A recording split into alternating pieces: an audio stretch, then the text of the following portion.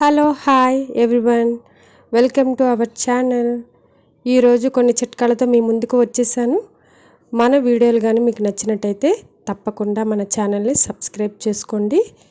మొదటి చిట్కా వచ్చేసి కుక్కర్లో ఇడ్లీలు ఉడికించేటప్పుడు కానీ కోడిగుడ్లు ఉడికించేటప్పుడు కానీ కుక్కర్ అడుగు బాగాన కొంచెం చింతపండు లేదా నిమ్మకాయ తొక్క వేయండి. ఇలా చేయడం వల్ల కుక్కర్ అడుగు భాగం నల్లబడదు. ఉల్లిపాయలు కట్ చేస్తుంటే కళ్ళల్లోంచి నీళ్ళు వస్తాయి కదా, అలా రాకుండా ఉండాలి అంటే ఉల్లిపాయ పై పొట్టు తీసి వాటిని 15 నుంచి 20 నిమిషాల దాకా నీళ్ళల్లో వేసి ఆ తర్వాత కట్ చేసుకుంటే కళ్ళు మండవు. బటర్ ముక్కను ఫ్రిడ్జ్ నుంచి తీసిన వెంటనే బ్రెడ్పై పూయడానికి సాధ్యపడదు. కాబట్టి కొన్ని వేడి నీళ్ళు కాచి వాటిని గాజు గ్లాసులో పోసి వెంటనే ఆ నీటిని వంపేసి వేడిగా ఉన్న ఆ గ్లాసును బటర్ ముక్కపై బోర్లించి కాసేపు ఉంచాలి.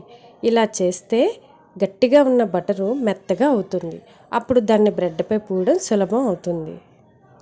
2 రోజులకే బ్రెడ్ గట్టిగా అవుతుంది కదా, అలాంటప్పుడు దానిపై కొద్దిగా నీళ్లు పోసి మైక్రోవేవ్లో 10 సెకండ్లు పెట్టి తీస్తే బ్రెడ్ మెత్తగా మృదువుగా అవుతుంది.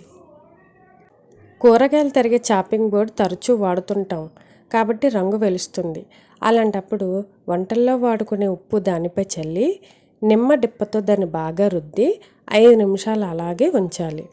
ఆ తర్వాత చల్లని నీళ్ళతో కడిగితే చాపింగ్ బోర్డ్ ఎంతో క్లీన్గా తయారవుతుంది. వెల్లుల్లిపాయల ఘాటు కూరల్లో తక్కువ ఉండాలనుకునే వాళ్ళు వాటిని సన్నగా ముక్కలుగా చేసి కూరల్లో వేసుకోవాలి. వెల్లుల్లి ఘాటు బాగా కావాలనుకునే వాళ్ళు ముక్కలు చేసిన వెల్లుల్లిపాయలపై చాకుతో గట్టిగా ఒత్తి వంట పదార్థాలతో వేస్తే వెల్లుల్లి వాసన బాగా వస్తుంది. అప్పడాల్ని పాలిథిన్ సంచుల్లో చుట్టి బియ్యం డబ్బాలో ఉంచండి, అవి ఫ్రెష్గా ఉంటాయి. కారపొడిలో కాసిన్ని వేరుశనగ గింజల్ని వేయించి పొడి కొట్టి కలుపుకుంటే ఇడ్లీలోకి దోశలోకి చాలా బాగుంటుంది. ఫ్రెండ్స్, మరిన్ని చిట్కాలతో నెక్స్ట్ వీడియోలో మళ్ళీ కలుద్దాం.